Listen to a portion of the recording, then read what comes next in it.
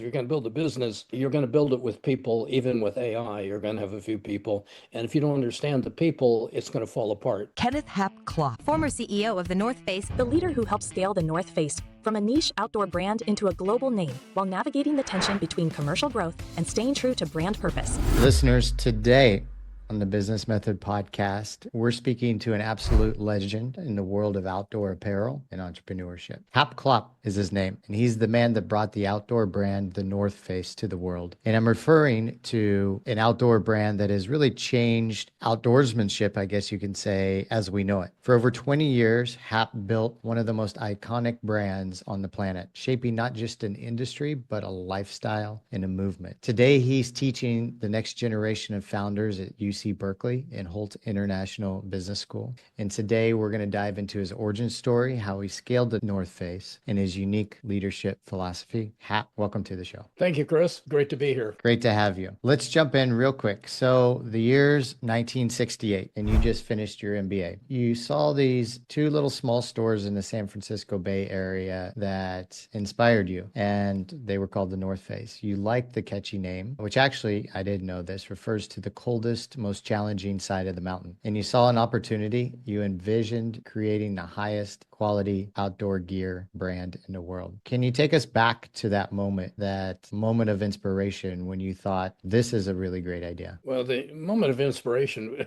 is like everything. It took a number of years. I developed a philosophy about the outdoors when I was growing up. I grew up in Spokane, Washington, which is the northern part of the U.S. near the Canadian border. And what we did on all of our spare time was we went outdoors, climbing, fishing, hiking, skiing, kayaking, you name it. That's what we did. And so I grew up doing that. And I had this feeling that, one, it was wonderful, great enjoyment, but also I developed a philosophy as a result of that, a philosophy about the need to preserve the wilderness. I thought that if you sent people deep into the wilderness, that they'd come back better stewards of the earth. And I thought that was really a good thing. And I didn't realize I was developing a philosophy. I was just having fun. But I did that. And then as I fast forward, I developed more of my business philosophy because I'm sort of an outsider. And it was okay to be an entrepreneur. When I was in grade school, from the fifth grade on, they asked me not to go to school in the afternoon. And it only dawned on me later on as a teacher why they asked me to do that. I kind of thought it was because I was a sharp student, but I was probably just disruptive. But the net of it was that they had me run a school store, and I got involved with retail to a little bit. It was tiny, but it was an idea, a taste of it. And also they had me read a lot of directed reading. I played sports with everybody on the outside, but the directed reading, most of it was above my head. In sixth, seventh grade, studying Marx and Hegel and people like that didn't necessarily resonate. But what did resonate was the transcendentalists, including Thoreau, who said, in wilderness is the preservation of the earth. And that's what I felt when I was out there. And so I sort of developed that, and I developed that along with it. When I was in high school, my family had a wood products company. We made windows and frame and sash and door. I always wanted to do every job and where it was. I didn't want to be just the boss's son. So I worked at those jobs, and I met a lot of people and really found that some interesting thing. One, women were holding many men's jobs, and they were only paid about half of what men were, but they were doing an equal amount of work and sometimes more and doing it better. I found it didn't matter where people were from.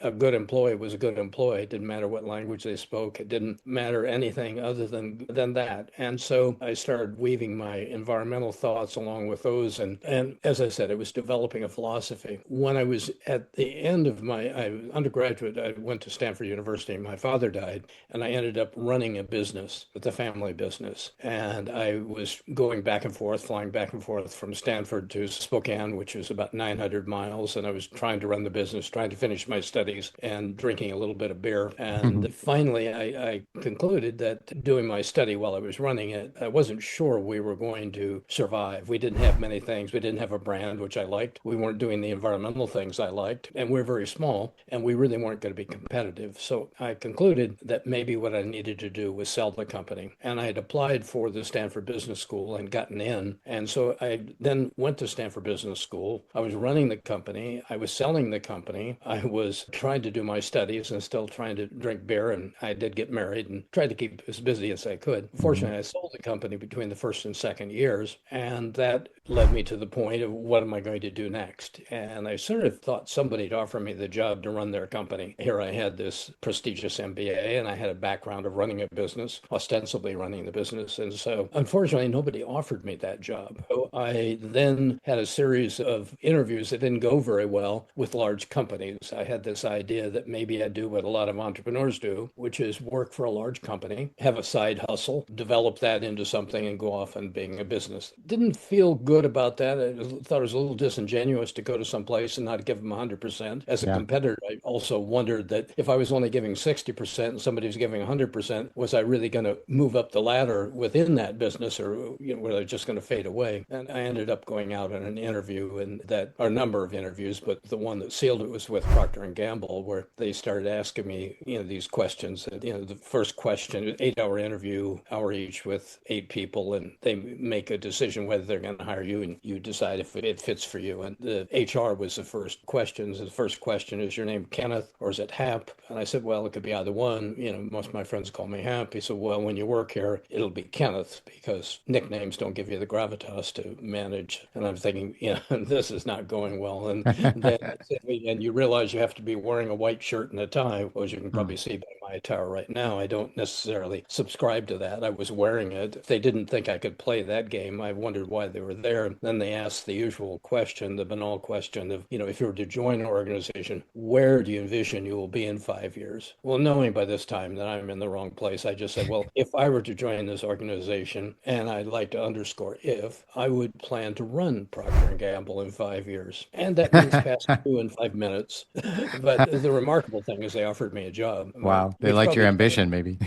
yeah, either that or your hiring quotas trump your resume. I'm not Mhm. sure. But recognizing that it was a great interview, really, although I make light of it, because he was talking about big business and how it worked. And he was talking about how they did it. And he allowed me to make the selection of whether I fit in or not. And I didn't. I had developed this philosophy over time. I believed you should pay women the same as men. I believed that a company could do good and should do good. I believed a company should not be putting things in landfill. You should be protecting the earth. And so with that in mind, I decided, well, I better start my own company. And I wanted to start it around something I knew something about, which was the outdoors. And I wanted to insinuate my own philosophies and then see if they would work or not. And if they didn't work, I didn't know what I was going to do, but that's what made me comfortable. So with that in mind, I did a little bit of consulting for about 6 months around companies while I was looking for a place to launch it. And the North Face stores, Doug Tompkins had started them, were not really outdoor stores. They were primarily ski stores. And we sort of backed away from downhill skiing for a while until we could find a niche in that, which was not just fashion oriented, but they were doing about 300,000 in sales, and 80% of it was in downhill ski, which we dropped out of. But they had a great name, which really resonated with the influencers, because the North Face to a climber is, as you mentioned, a very dangerous route in the northern hemisphere. It's normally where the ice collects. It is windy and whatever. There was one particular mountain it was named after, which is the Eiger Mountain, and there are a number of stories written about it. Clint Eastwood did a film about it many years later. But so it was a name which resonated with the real influencers, the people who are climbers, and it was also a name easily remembered. It also, that Doug had done something which others hadn't done, and he actually made a store that was very contemporary, very attractive. Most outdoor stores at that time, ski stores, the ski stores primarily had some Tyrolean look to them, if they had anything. The outdoor stores were primarily Army Navy stores, and they were just,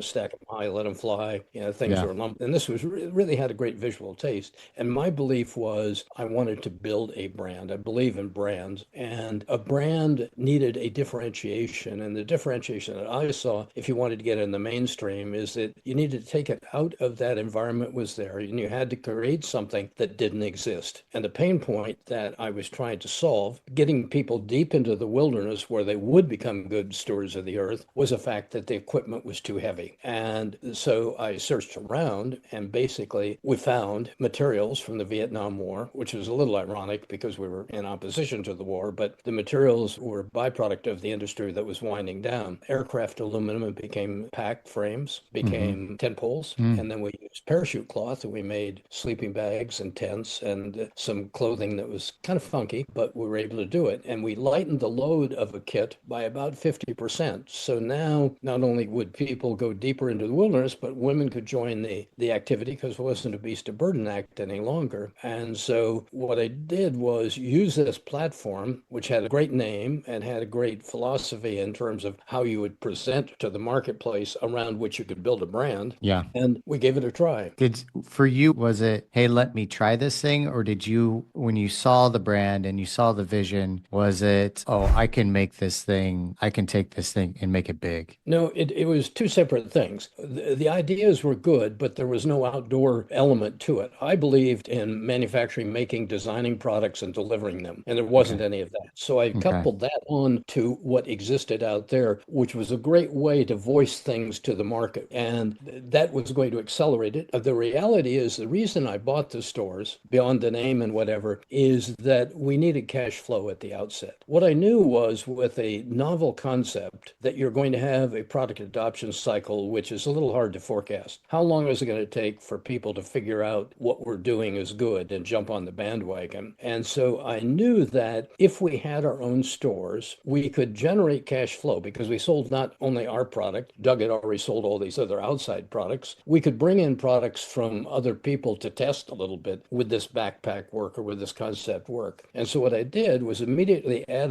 a third store, and that store, half of it, the back half was manufacturing and the front half was a store, Okay. partly to save overhead, but also so we could actually interact with the customer between our product design and delivery and the sale of it. So we were really in touch with the consumer. So the idea was to take a good name with a good view for the market, which was a basis for building a brand, coupling with my idea of creating, at that time, a backpacking outdoor line of goods. Now, it's principally an apparel company right now. And when we created it, there was no such term as backpacking. It was kind of camping. Mhm. Lightweight camping became backpacking. I love the idea and vision behind it. And I mean, you saw something that not even the original creators of the North Face saw, and then also a new industry that could be emerged from this. Do you see any outdoor companies now outdoor apparel companies or product companies that you feel has that same sort, that carries on that same vision that you saw in the North Face or Well, that you created in the North Face? I think there are a number of them doing it in different ways. As you would see with any industry that Mm-hmm. comes from nothing and comes out there, in terms of the environmental message, which we did, North Face is doing it, but then Patagonia has done a great job of building on the environmental message. Yeah. One of the things that we were very strong on, I was trying to build a sustainable business. That was one principle. We had a lifetime warranty on our product. Everybody said it was crazy. I said, it's not crazy. It's the right thing to do because if you never put anything into the landfill, it's actually better than making a product out of recycled materials and whatever. But the reality is what I missed, what I didn't see was circularity is perhaps more important than sustainability. Circularity is where the materials come from and where they end up going elsewhere. It isn't just preserving so they don't end up in the landfill. And towards the end of circularity, a number of companies have now developed that are utilizing materials that are not petroleum based. For example, there's a company called Paca, a relatively small company, but it's using alpaca material, preserving alpaca in Peru and that area. And they're probably 30 million or so in sales turnover at this time of selling product that comes from a natural place that's natural, could be recycled if you do that. So there's companies that are following the environmental message. Cotopaxi is a very good one in the outdoor. And as I said, certainly Patagonia is leading in terms of the environmental message that it's doing. So various segments of the thing are being carried on. And of course, there's many slivers now of the market. We took camping and came up with backpacking. Well, then and we just had general climbing that were involved. And then there became rock climbing and there was mountaineering. And then you had bouldering. And now you have trail running that's developed. Now you have indoor gym climbing, another segment of the market that's developing out there. Yeah. And you have all the biking and kayaking and things that devolve from that. So a lot of splintered industries that developed, they're very strong. Many of them carry the same principles. I'm pretty proud of the fact that not only did our company sort of pioneer the idea of an environmental message, but the whole industry has has embraced that, and it sort of differentiates itself from a lot of the industries out there that are sort of make, take, throw away. Yeah. You mentioned a lifetime warranty, and that, I don't know,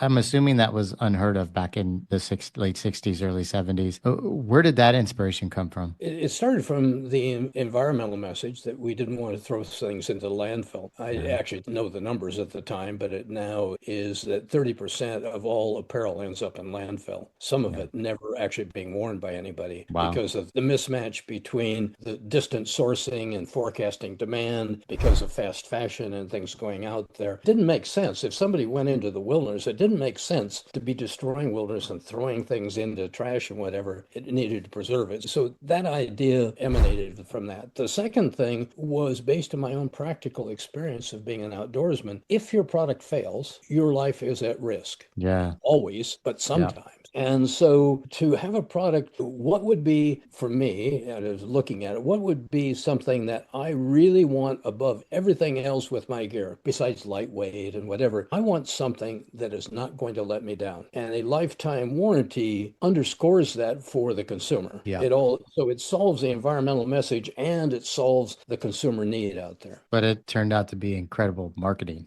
and Oh, yeah. brand. Yeah. Uh, Yeah. It was never more than 1.5% of our sales, even when we had some glitches and some hiccups with materials we brought in or whatever. And I would argue that nobody had a more impactful 1.5% of their sales in terms of their ad campaign that was comparable. Could you ever imagine when you were younger? Because I read at one point you assumed or you had the idea that you might grow the business to like a $10 million business, have a nice profit, and then move on. Did you ever imagine that the North Face would have the impact on the world that it has today? I could imagine it, but I didn't know that we were going to do it. Yeah. It was kind of a dream. When I started, I wanted to change the world. Still do, because the world's kind of screwed up. It was kind of screwed up back then. The late 60s had as many problems as we see in the world right now. Yeah. In the U.S., Berkeley, where we started, that was the center of the free speech movement. Bobby Kennedy had been killed. Martin Luther King had been killed. You had the Black Panthers movement. You had the Shining Path of guerrillas around the world. You had the Vietnam War that was there. You had Kent State. All of those things. I mean, it was a pretty screwed up environment. And I thought one, maybe because of Mario Savio and the free speech movement, but I thought one individual could make a difference. But I also thought a company could. As I'd gotten my MBA and things, I didn't have that jingoistic belief that many of the granola people had, which was business is bad. I had the belief that business could be good. They weren't always, but they could be a force for good. And so I believe we could do that. I didn't conceive, never even thought in terms of billions. The company is now 4 billion in sales, but I never imagined that you could have that magnitude. Not because I didn't dream about it. I was just thinking more about the impact we're going to have. And by getting the message out, I thought through the marketing, we could affect the world when they would see a company that was doing good, that was giving back, that we had employment practices where we paid women the same as men. We hired people irrespective of what their sexual persuasion was, what their language was. We spoke 14 languages in our factory at all times, so we could hire the best wherever. I thought all of those practices would influence, and then maybe things like podcast, which didn't exist initially, but ways of getting that word out was how we were going to affect the world. I didn't realize it was going to affect it by the sheer magnitude of the size of the company. Yeah, absolutely. I love the three principles that you guys had at North Face. Commit to the highest quality of outdoor products in the world. Quality, amazing. Have fun, spread joy and adventure, and advocate for nature and conservation. Did you create those? I didn't create those concepts, but I was the one that had the audacity to say that it was a business. Most Okay, people, yeah. that was more of a lifestyle. Yes. And we were a forerunner in that. There are a few others out there, but not a lot of people combined all of those. And I'm rather happy that the concept was right. If we had to compromise any of those, I don't know that I would have stayed with the company for the 20 years I stayed with the company, because they were so personal, so visceral. They were so essential to me that when I was building it, that's why I didn't take a job at Procter and Gamble. That's why I didn't take a job with those other people, because they weren't doing it. And Yeah. I didn't think they were having fun, but although probably some people were having fun. But I certainly knew that they weren't advocating for the environment, and I certainly knew that they were not trying to have a movement by what they were doing. They had bottom line. They had single bottom line. I was interested in a triple bottom line. Yeah. What does having fun look like at the North Face in the 70s and the 80s? We did a lot of things that allowed us to enjoy the product. One is we shot a catalog every year, and instead of using professional models, we always used our own people. Yeah. And we would go out on some environment where we were testing the product in theory, but it would just allow the people to actually use the product itself. And then every year, in conjunction with that, we would do what we kind of call scams, but we would take a group of people from different aspects of the company, and we would do photography shoots, sometimes tying to the catalog, sometimes tying to advertising around the globe. And I would join it sometimes, sometimes not, but we were some of the first people down the Zambezi River, and we did that. We took a group to Mount Everest in the Himalayan region. We did it, took people to Europe to be able to do it.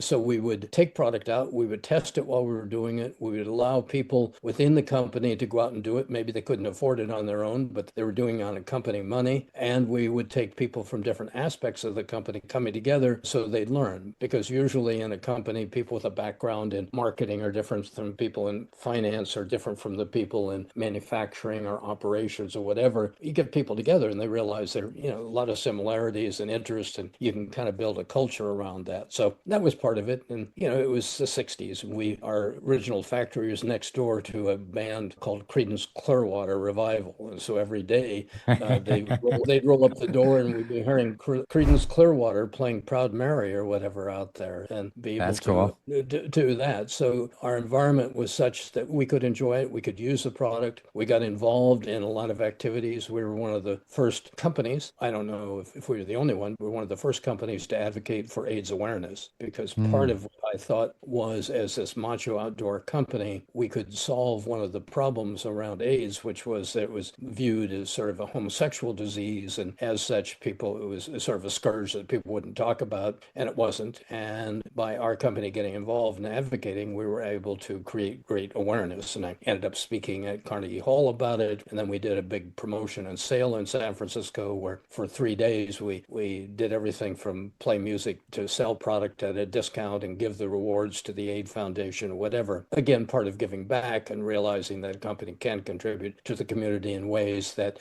transcend what we're doing. And frankly, that also allowed us to, as part of our effort to expand beyond the granola and tree hugger market, which we were accused of being at the outset, into a other, more wide consumer market. I love the way you think, Hap. Like it's it's visionary, but it's very raw, but it's also, I think, it seems like it's very you. I'm curious, what do you think your greatest strengths are or superpowers are, and specifically in regards to while you were running the North Face? Yeah. Superpowers would be an overstatement. What allowed me to survive might be more real, but the thing I'm most proud of, I think, is the fact that 11 of the people who started with me ended up running other companies, and they had no business Yeah. training. I never hired people at the outset for business training. I hired them for two things, all around passion for the outdoors and a passion to change the world. I believed I could train them on business. I personally had some business training running the family company and having my MBA. Also, we would use our long-range planning every 2 years, where I'd bring in people who are contacts of mine, some from our board of directors, to talk with the people about how to run a business. One of the people was Dick Solomon. He was the chairman of Lanvin Charles Loretz Cosmetics. Didn't know much about the outdoors, but knew a lot about branding, so we could talk about branding to the people. Another one was a vice president of Boeing, ran one of the divisions. He's a financial genius. He'd come in and talk about financial ways to run business.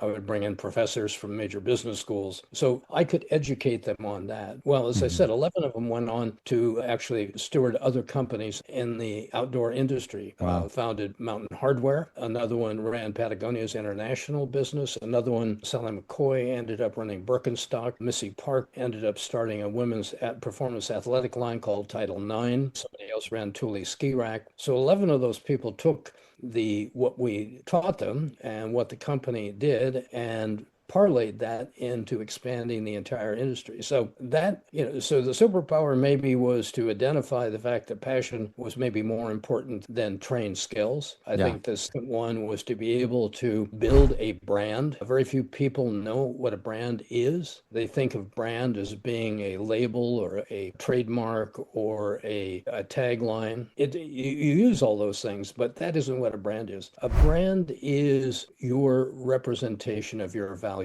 And I believe qualitative values are the key. So taking the values we talked about and then simplifying them in such a way that we could constantly build on them and come back to them. And I do some consulting. I've done consulting after I left the North Face, but a lot of times when it's branding, I ask them to come up with 3 words, the 3 words that cut across every aspect of their business, so they will hold true to those. And so stories can be developed that are told and retold about them. The 3 that I had in my mind for North Face was disruption, quality, and triple bottom line. And then we would find stories around those and we would try to build on it. So the easy story about quality was that we had a lifetime warranty. Now, as it turns out, the warranty wasn't as strong as we thought it should be. And after asking ourselves why that was the case, we kind of concluded that there were a couple of reasons. One was for us to prove the value of our warranty, we had to have a number of products fail so we can show, and we didn't have very many failing. The second aspect was a lot of companies had warranties, not nearly as robust as our own, but when people went in to try to effect them, they said, oh, gee, I wish you were here last week because you're screwed today because we really don't do it. So people were skeptical of warranties. So then we had to look for another story that was even more dramatic that would show what we cared about the consumer. And we did this for disruption. We did it also for triple bottom line. But our story around that one was a warranty department. You have to have a warranty department. It's strictly budgeted, so we knew what the costs were, and they were charged with maintaining their budget, but also charged with making the customer happy. We wanted to bring the customer back. And so one day, some people came in to visit the warranty department. They said, listen, we're going out. We've been planning our trip all year long. Our tent has failed. And Aisha, who was running the department, said, well, no problem. We can fix it. And they said, well, we need it by this weekend. She said, I've got the capacity. We'll get it done. They said, well, there is one little problem. And she said, what's that? And they said, well, it's not your product. It's one of your competitors' products. And she said, well, that's okay. They make great products. We know how to fix them. We'll fix them. And they said, well, what's the cost? She said, we don't charge for repairs. We're just like you. We want to get people out there and enjoy the time. She fixed it. No cost. It went out there. Now, they were probably scamming us.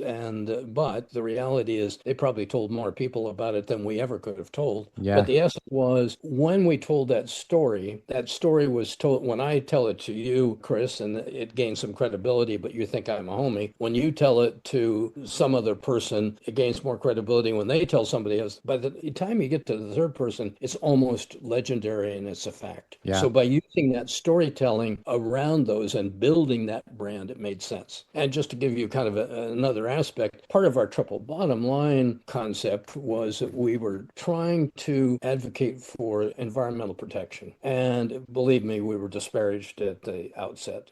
If you look at the questions right now around environment, they were multiplied by a factor of 1,000 or 10,000 at that time. And that didn't deter us. Partly it differentiates yourself. That's important for branding anyway, but that's what we believed in. And so we tried to advocate. We got a lot of pushback from it. And what we realized was it didn't matter that people were disparaging us, but it did matter that maybe they weren't getting the message. So we came up with a way, a story that was an alternate way to get our message across. And that was by creating a negative environmental award. We created an award which we gave to the environmentally most damaging individual or group that we could imagine. Every year we gave it to a different one. Now that it was called the Ice 9 Award, and it was predicated on a book by the American humorist Kurt Vonnegut. In his book Cat's Cradle, the protagonist is this scientist who's invented something that's going to convert all of the water in the world into ice. And of course, that's going to destroy the world, but it's such a great idea that he has to take it to its completion. So in Vonnegut's honor and the Cat's Cradle's honor, this Ice 9, which is the name of his invention, is what we called our award. The idea was that hopefully people, if they knew what the source of it, would think we had a little bit of sense of humor. It also, instead of just pushing environmentalism on them, that they would sort of look at it from a different perspective, but yet acknowledge the message that we had. So we did that. So we focused on building brand all along, and I knew how to build brand. And what I didn't know, Dick Solomon helped me develop the concepts of doing that. And then I think the other one was the superpower of being in the right place at the right time. Yeah. Industry flourished partly because of what we did, but mostly because it was the right time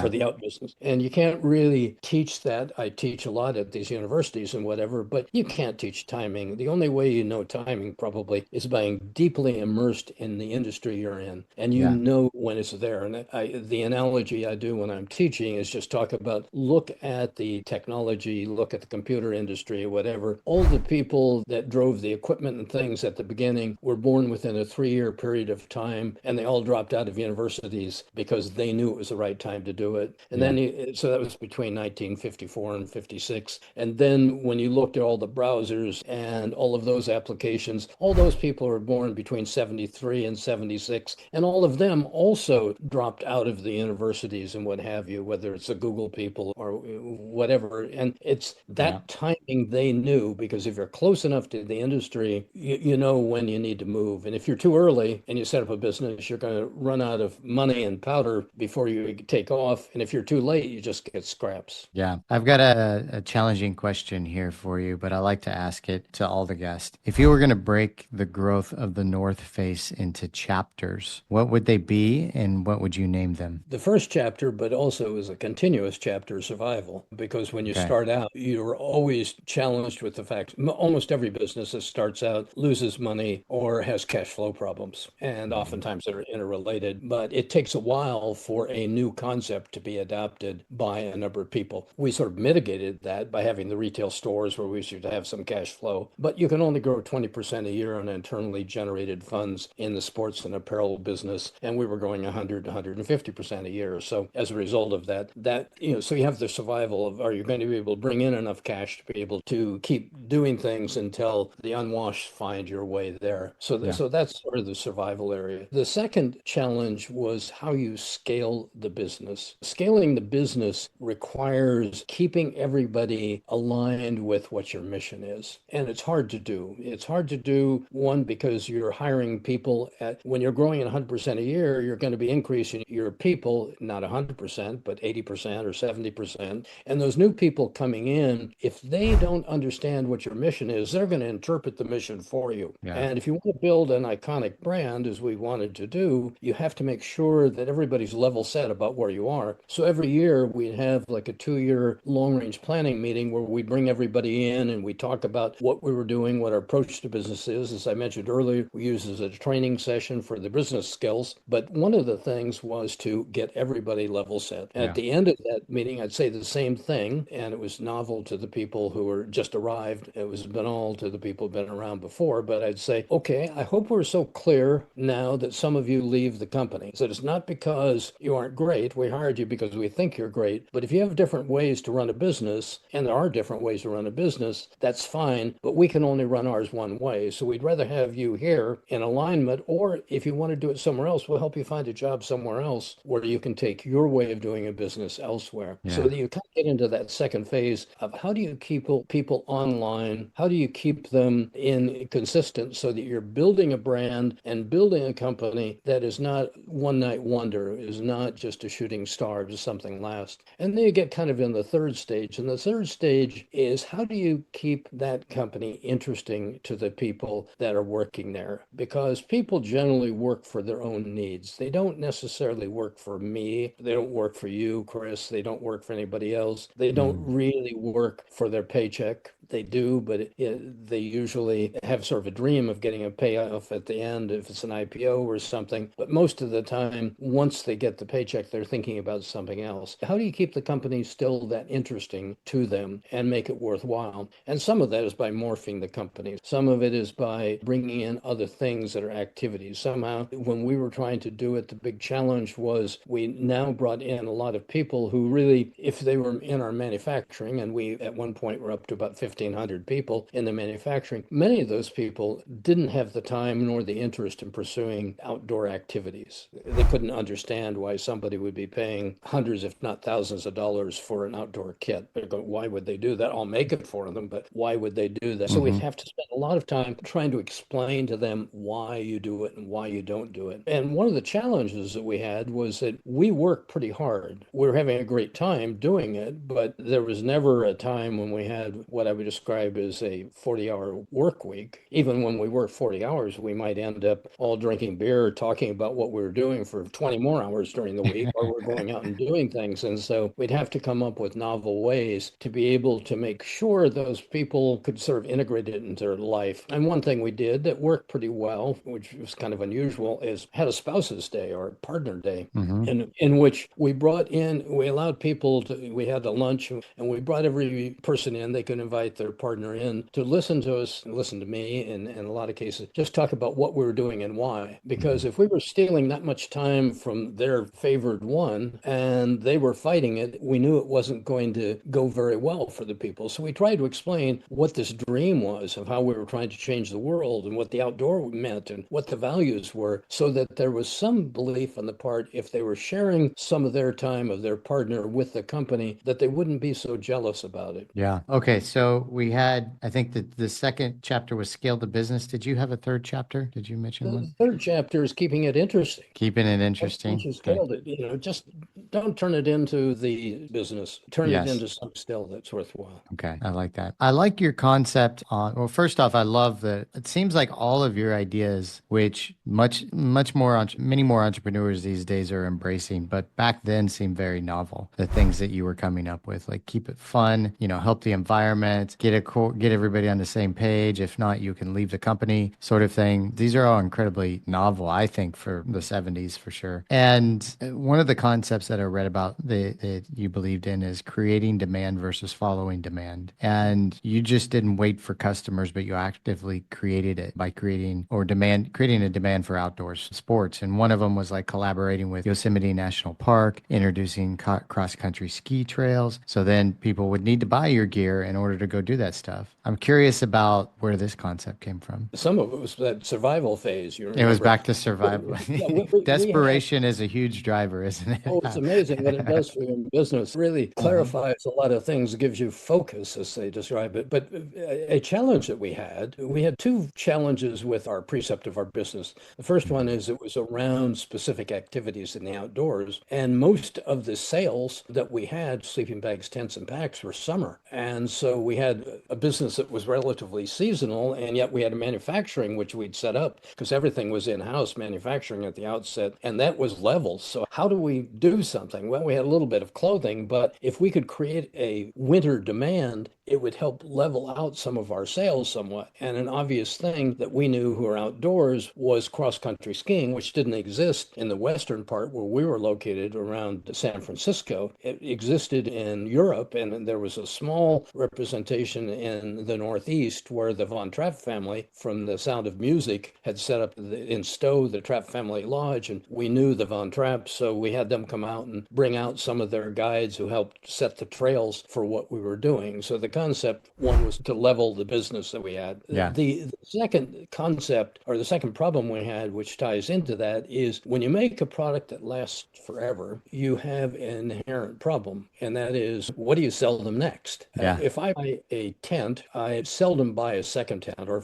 maybe I have a second tent. But if you can either expand the range of the year that you're accommodating or the end activity that you're doing, you're creating a lot more reason for people to come so you can continue to grow the company. Because we wanted to grow the company because we thought it was going to be a lot more interesting. We also thought we'd have more impact if we were larger. But to be able to do that, we had to expand the activities and we had to expand the time of year that our products were sold. Yeah. At one point, Hap, you said a series of linked recovery measures is what we elegantly described as a plan. And I love this because so many companies, like this goes back to what you mentioned, survival, who were just trying to survive, linking recovery measures together, implying really that you lurched one problem from the next, patching holes as you went along. And it taught you the importance of focus and not diluting resources. Do less and do it better. Focus is what you were quoted. And I apply this to my life, do less better quite often. And again, it goes back, so many of your ideas, I really think were novel. Of course, I wasn't alive in the 60s or 70s, but it seems like you're doing everything, not everything, but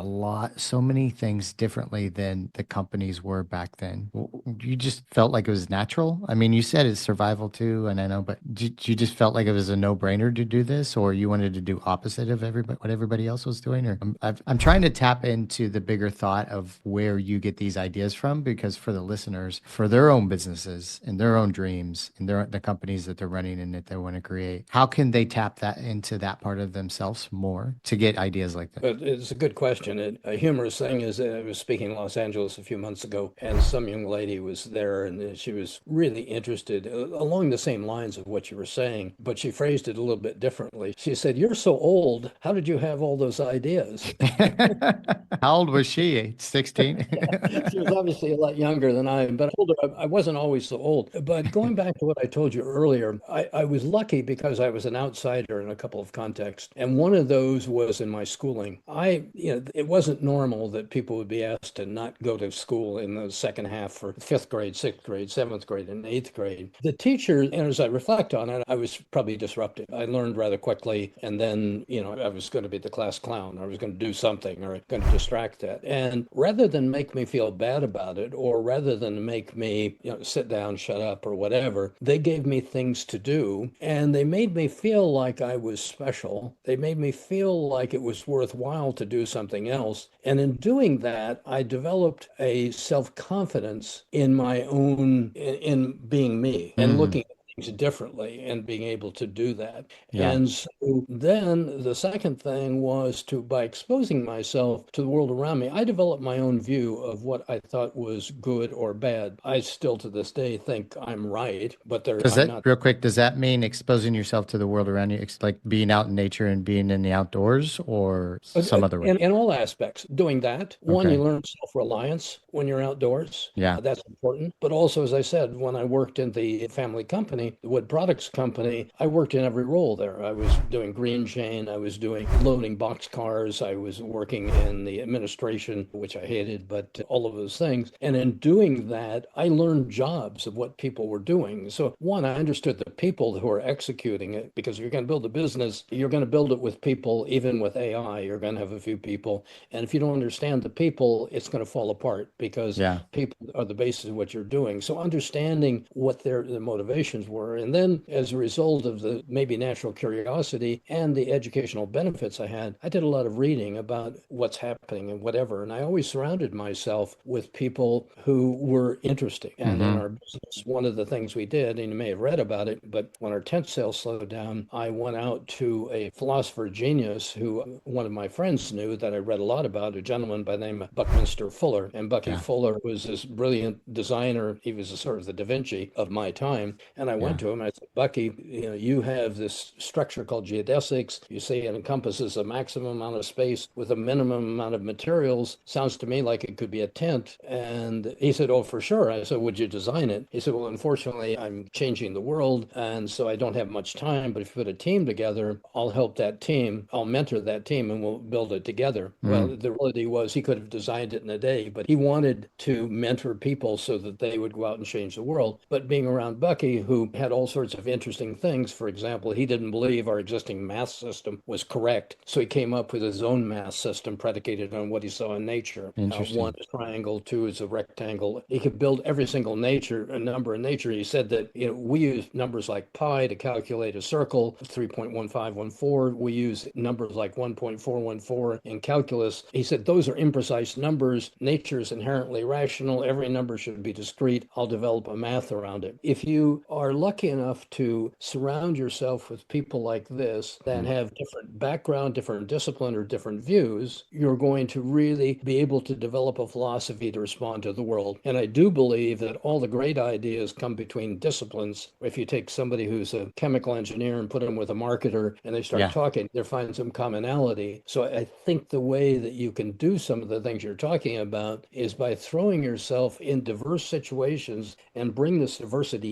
in so that you can solve some of the problems. Then if you have the self-confidence to develop your own philosophy that melds all these things together, you can kind of come up with what was the North Face. Yeah, I like that response a lot. Also, one of the strategies that you guys were using back in the day was a form of influencer marketing before it was even called influencer marketing, working with other athletes and professionals in the field. Do you have a story that you could share about using that strategy with the North Face that really stands out for you? That was very impactful. Well, there's a myriad of them that I could tell you. The first one is about my belief about influencers. And I really don't like the term influencers because it almost implies somebody who's paid to use your product or to advocate for your product. And I think the people who are the best advocates of the product are the people who use your product, Yeah. who care about it, the real users, because they're speaking from their heart. And you can kind of tell who's a salesperson, a saleswoman or salesman, or who is somebody who's I'm a real user. Well, we wanted real users to be able to do it. But how do you attract the real users to your product when there's competition out there that's going to give them something else? You know, are they just collecting gear? And many of the Yeah. people think about these climbers, they spent all year climbing. They weren't making any money. So if they could collect something from us and from somebody else, that's how they put their kit together and they went out there. So we developed something which was predicated on a need we had, but we said we would never give any product to an influencer. We would only loan it and they had to return it. We asked them to return it with a product review so we could use that for development and also so we Nice. could take a product and take it to our lab to see where it was failing or wasn't failing so we could improve the product in the future. Wow. But also embedded in that was the concept of the word I sort of coined called unobtainium. What people like is what they can't get. Okay. That's the most desirable thing. So the way that you attract the most influential influencers is by putting unobtainium in your product. And we did that through not giving product away. And by not giving it away, the product had more value than maybe you would think that it was just inherently in there. Now, the influencers, we used athletes. North Face, I think, has 140 of those athletes today in various Okay. activities. But we used people who would come up with stories that were unique. We really tried to find people who were better at telling stories than they were at the activity. Even though they're really gonzo activities, we had people on the top of Mount Everest and we supported them. We had people who were, one person who rowed a boat from the tip of South America to the Antarctic. We had one lady, Jan Reynolds, who hot air ballooned over the Himalayas and it crashed and she had to survive and get out of that, all those Oh, things. wow. But the reality is the influencers that worked best were those who actually could tell the story before they went out on an expedition that was interesting as a story when they came back. And in doing that, we could get a lot more out of them, but also they were true storytellers. And in today's world, those are the people who are maybe best at utilizing social media or getting that word out there that actually do that. But I'd still go back to my belief that if you're paying those people and that's the only reason they're advocating for you, it's not nearly as impactful as if that is a product they discovered on their own or a service they discovered on their own, or if that is something that they love and they embrace and said, let me tell people about it. Yeah. You note, Hap, like one of the things I read as well in Silicon Valley, there's stories of instant billionaires. And one of the things that you talk about is hard work and passion. And you often caution entrepreneurs not to fall for the myth of overnight success. And I think one of the things you said was for every Instagram story, there's hundreds of ventures that didn't create any wealth at all. And even those that eventually succeeded often take many, many years. And you wrote a book, titled Almost 12 Electric Months Chasing the Silicon Valley Dream. Can you give us a view of what Well, that means for you? Yeah. for sure. The statistics show that 80% of entrepreneurial activities fail. And you look at Silicon Valley, one of the lectures that I give at the business schools is failure is the secret sauce of Silicon Valley. And that's really what I'm trying to advocate. And so the idea is that very few businesses ever roll out when they're successful the way the plan existed there. We teach people to write business plans or whatever, but the reality is I've seen hundreds of business plans, maybe even more than that. And I can tell you, I've never seen this business actually be the one that exists there. It either dies Yeah. or they're able to pivot, some of it didn't work or whatever. And that's what you're trying to get out of it. So we're trying to encourage people to recognize, one, it isn't going to be exactly what you anticipate. Second of all, while you're trying to get product market fit, it's going to take time. And if you're thinking you're going to get out of it in 2 years, it's probably going to be 5. And if you're not in it for the joy of what you're doing, you're not going to get much out of it. Now, business are growing faster than they did when I started the North Face. And so maybe you can get to those numbers a little bit faster. But on net, I'm still keep telling people it's going to take longer than you want. Don't ever build a business to sell it. Build a business to be good. It will find its own time when there's a chance to either take it to the public or sell it to somebody else. But if you just say, well, I'm going to build a business, hold it for 3 years and sell it, you're probably going to sub-optimize it. You're probably not going to get any of the real return, economic return out of it that you want. And you're going to be frustrated because you hardly accomplished anything. I don't know Yeah. if that answers your question, but Yeah, absolutely. Okay, I'm curious more about your friendship or your menteeship with Bucky Bucky full, Fuller. Yeah. Buck Fuller. And I've heard about him from Robert Kiyosaki talked about him as well, the author of The Rich Dad Poor Dad, and he loved his work. What are some things that you learned from Bucky besides, of course, I think it's amazing you guys created the dome tent from that. But what are some other things that you learned from him that really resonated with you and changed the way you think? One was that he believed that it's almost impossible to change an existing order of things. He believed that the way you improve things was by starting a whole new order, Okay. that the incumbents have so much invested in doing things the way they want that they will resist any innovation to go to another way. Yeah. And so that's why he would come up with another approach to things. The second thing was that he believed and advocated for studying about nature. He believed in nature, you would find the answer, that it was all here. And I sort of believed it. And so I latched onto him when he did that. But his math system that I talked about, where he found the replacement for the math system that is normally used, was by looking to nature to find every discrete number exists in nature to be able to build it. So his structures, his geodesic structures, his tensegrity structures are the only physical structure that the larger they get, the stronger they get. And in doing that, what he's doing is he's vectoring forces into more and more triangles because he found triangles are the single element of nature mathematically. So the idea of being able to look to nature for a solution was really beneficial. I think the other thing was don't accept principles that people say. For example, people say that the larger things get, the weaker they get. That's why if you look at churches, they have flying buttresses on them. The ones in Europe, to be the larger they got, the weaker they got, but they kept building the base. He said, come up with a different structure. So he came up with geodesics, and these are a structure that the larger they get, the stronger they get. And so I did ask him, we didn't define the answer to it, but I said, Bucky, do you think business structures could improve that way? Because many of the businesses get weaker and weaker as they get larger because they have communication problems, because they have all sorts of problems. He said, for sure. He said, it's just that the existing structures or the existing tools may not be there, but there's no reason you couldn't construct a business that constantly gets stronger and better as it gets larger and larger. Yeah, I love that. So we have change. Okay. I like this. The first one, changing an order is better than or more difficult than starting a new order. And I think we can see that in maybe our governmental system these days. Yep. You can find all the answers in nature and don't accept people's principles. And I was going to ask you about nature next because I mean, it's ironic that you brought it up that you learned from Bucky. So two things.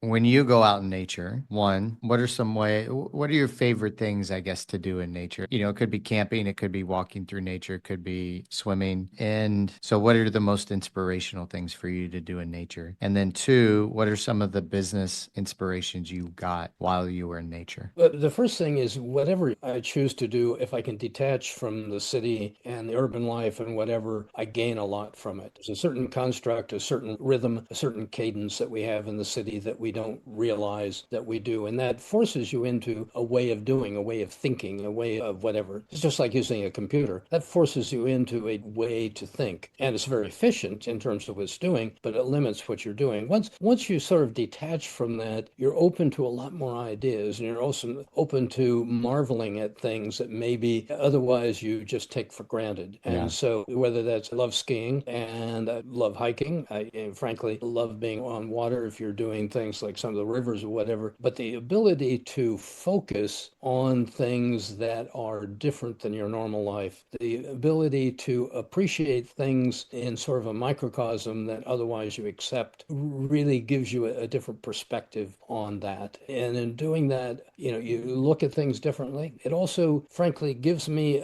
optimism. There seems to be a pessimism embedded in sort of the urban society we have right now. I'm not exactly sure why that is the case, but I sort of chronicle the fact that it does. And you step out of that pessimism and you get into sort of an optimistic framework. And maybe that's just by appreciating beauty, appreciating a sunset, or appreciating a flower, or appreciating a waterfall, or appreciating the adrenaline rush of some of the activities I get involved in. All of those things seem to bring this energy back that is dissipated by the negativity of society. A friend of mine said this quote recently. He said, one of the ways that you know that you're in the matrix is that you fear nature more than you fear technology. And you think about like the generations of kids that grow up, since, really late 90s, mid 90s, how attached, like even myself, like we get to technology. I was fortunate enough, I grew up in Missouri. So I was fortunate enough to spend, and I was in Boy Scouts. So we were camping every month. We were going on these different adventures, treks around the US. And I got a lot of time in nature growing up. I grew up in an agricultural environment. And a friend of mine asked me once, he's like, are you, like when you were younger, were you into nature? And I looked at him kind of strangely and I was like, nature was just what we did. That was the normalcy. And it's not the normalcy anymore. And it's unfortunate because, I see a lot of people now that'll pay thousands of dollars to do a boot camp out in nature where, if you could buy a tent and just go out on your own and have a very similar experience. But everybody, like, the thing is to connect with nature. So it'd be interesting to hear your point of view on what you think about that and what could be some things to help people get integrated in nature that are in the matrix, that do fear nature. Somebody very close to me actually fears nature more than she does like being behind a computer, right? And playing video games. And so I'm curious on your view on that, how that generation will affect the world, and then how those people that are wrapped up in this mindset, how they can get integrated into nature a little bit more. It's a great question. I will say one of the blinders I had when I got into this business was that people proposed that in our stores, we have seminars on how to pack a pack or how to go out to the wilderness or whatever. And REI does a great job of that, by the way. But I don't get it. Why would we do that? Not realizing how many people didn't have, similar to what you were saying, I just did that. And so many were second nature. But the reality is there's many soft adventures you can do right now that can start you in that. And there are many businesses have been starting around either starting people in that. There are things like the Scouts are very good to be able to take people in that. But also if you want to, let's say, bike ride, you've got back roads, or you have other biking group that you'll have a guide who will take you and do that. You can go on river rafting where you don't bring any of the equipment other than yourself really, or maybe some waders, and they bring all of the equipment and they will explain as much as you want to learn about what the challenges are of the river and what you should be watching or what you shouldn't. Or you can just sort of ride along for the the experience that you have in there, so you would go into it. So you don't have to just suddenly go to North Face store or go to an REI store, buy a bunch of equipment and go out and say, oh my God, now what? There's going to be bears. What food do I have? So you can use some of those guided tours to be able to do it. There's walking tours that exist. There's companies that take people out on more aggressive things. Mountain Travel Sobek, some companies I worked with. Sobek did river running all around the globe. Mountain Travel took people hiking and camping all around the globe to be able to do that. And they would provide guides that would take you out there. Now, those require a little bit more expertise than just starting, but they certainly don't require you to either know all of the terrain or know all of the difficulties that exist out there. So I would utilize those activities. If you really want to start, you could go to the REIs of the world who have training sessions in their stores to be able to do that. And if you're young, again, many of the entry things like Scouts are a fantastic way to be able to learn some of these activities and become comfortable with them. I think one of the most empowering things that a person can do is go do things like that and leave your phone at home. Yeah. It's so we've done events before where we've like taken people out into nature and we've taken their phones and we lock them up. We said, if there's an emergency, fine, we'll take your phone. And they're worried about it and they're worried about messages and things like this. But at the end of it, nobody misses their phone one bit. Yeah. Yeah. Because they're so connected to nature. They're connecting to other humans, which is the fulfillment that they're all lacking and want from that experience. So it's a very powerful thing. I think we're going to come back to more of that because I think we're overwhelmed by technology. As beneficial and as wonderful as it is, and I would be the first, and I teach about all the advocacies, and I'm advocate for AI and a whole bunch of other things that others still question. But the reality is that's only one part of life, and there's another part that's really quite valid, and is the one of disconnecting from technology and being able to turn into yourself really makes sense. And I do think that we have a shortening span of attention that exists out there right now, driven by the tools that we have. And I don't know that's totally satisfying or healthy. I think you go out and you don't have that same shortened time span of appreciation. Yeah. The University of Texas did a study on that, and literally the human attention span has decreased by massive percent and compared to all other generations in the past like 10 years, significantly. I think it was down, I forget the exact numbers. And then also there was a test done that when a phone is present, a human's IQ actually decreases. And then you take the phone out of the room and you put it in another room and a human's IQ actually increases, which is, I use the phone in we all use the phone a lot, but I try to use a phone like a pet. Sometimes you need distance from that pet or a partner or a spouse. Sometimes you need distance from that partner and spouse, right? So you've got to turn it off. You've got to go outside. You've got to go hang out with other people. You've got to keep that phone away from you from time to time on a daily basis for a little bit, more than just when you sleep. Well, some of it is you got to take control of your own life. And tools have a tendency to take over your life, whether it's a computer or whether it's a phone. Suddenly it rings and there has to be an immediate answer to it. No, there doesn't.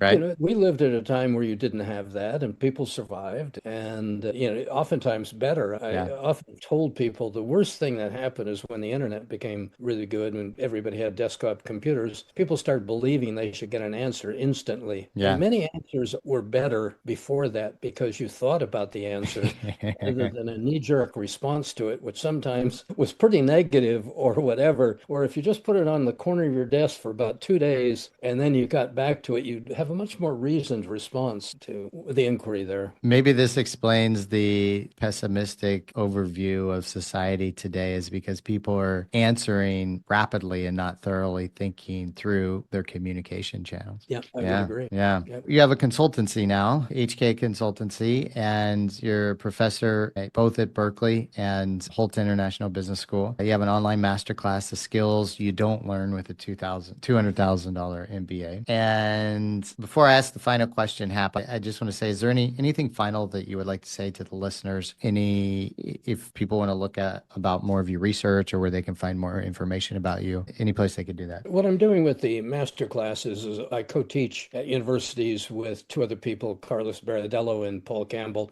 and we call ourselves the Three Amigos. Our website is Amigos 3, but our master classes on that, we do once a month master class on the skills you don't gain with a $200,000 MBA program, and it's some based on our own experience and based on other studies that we've done. I've written 2 books, as you alluded to. One is on success called Conquering the North Face, and then failure is subtitles Almost 12 electric months chasing a Silicon Valley dream about something that should have succeeded or whatever. And those are ways to do it. I mean, the consulting I do, we've taken one company public, so that was kind of good. I'm not working with that, but the 2 others are about interruption of society disruption. One is a company called Spora Biotech, which is located in Chile, and it's finding a replacement for leather by using mycelium, which is the root structure of mushrooms. And there's hundreds of thousands of species of that. They go into the Amazon and Patagonia to find new species, and then they use a lab to be able to bring that out and turn it into a material that replaces leather, which is environmentally very toxic and not very healthy. And I like it because it's an economic way to preserve wilderness areas, protect indigenous cultures, to be able to do circularity that I talk about. And that company is in Santiago, Chile. And then I work with a preemptive precision healthcare company, which is called Revive. Revive Me is its website. It's out of Dubai and UK, Manchester. And they're all about genetic testing, IV drip therapy, and supplements to be able to allow people to take care of their health. Our healthcare in the United States is 17.9% of the GDP, and that's unsustainable. It's actually growing. And the way to break into that, one way to break into that is by understanding yourself and your body and your health and doing that. All those Yeah. kind of relate to nature. They relate to what I'm doing. But if you read about that masterclass, we have a paper we generate with everything we're doing. We're actually developing a micro credential that's going along with the masterclass. So if you want to come in, we've broken it up into components and you can get a credential around different categories you're dealing with it. So you look at that. I'm on LinkedIn all the time. I do respond to LinkedIn. Okay. If people reference where it came from, I generally use that as a guide of whether I connect or not. And then I do speaking around the world about my views on life and idiosyncrasy. I gave a speech in Sao Paulo to 6,000 people. Thank God they Nice. didn't want me to sign something, but I enjoy doing it. And I enjoy sort of sharing the message. And like you inviting me on this, Chris, it gives me a chance to give my idiosyncratic views, which have served me well. And maybe people can choose portions of it. I believe there was a great quote from W.H. Macy talking about his advertising where he said, I know half my advertising is wasted. I don't know which half. Yeah. Kind of the same vein. I know half of my advice is wasted and not valuable, but I just don't know which half. But if I'll leave that to the listeners or the viewers to be able to choose. I want to wrap up with a quote that I found from you that I think is a really good way to end things, but also I think it's a really good way to think about the mindset of you as an individual and your mission and many entrepreneurs out there. And somebody asked you once what retirement looked like, and you said a coffin, I guess. And I think that's a beautiful way to put it. One time when I was about 25, I was a very adventurous guy as well. And I spent 10 years as a digital nomad living in different countries around the world. And now I'm in Barcelona and bouncing around Europe. And my dad asked me, he said, Chris, when are you going to settle? When is the adventure going to end? And immediately I go, when I die, Dad. And he just chuckled and he said, I think I kind of like that answer. It's a great way to wrap up. I love that mindset that you have. Any final words for the viewers? There's a quote that I've given. You may have seen it before, but it was from Goethe, the German philosopher. I would suggest that people subscribe to it. And that is, whatever you can do or believe you can, begin it. Because boldness has genius and power and magic in it. And I subscribe to that. And I think that you can talk about things forever. If you just jump off and give it a try, it's amazing the ride that will give you. Yeah, I agree completely. Hap, I want to thank you so much for coming on the show. Thank you for sharing your wisdom with us. It's been a phenomenal conversation. Your stories, leadership lessons, your perspective is very valuable. I love the way you look at the world. I love that you've incorporated so many novel ideas and probably helped to make them mainstream for entrepreneurs these days. Thank you for taking your time. And for the listeners, if you guys want to check out Hap and his masterclass, we'll put the links in the show notes. And yeah, thank you so much, Hap. Thank you, Chris. I appreciate being on here.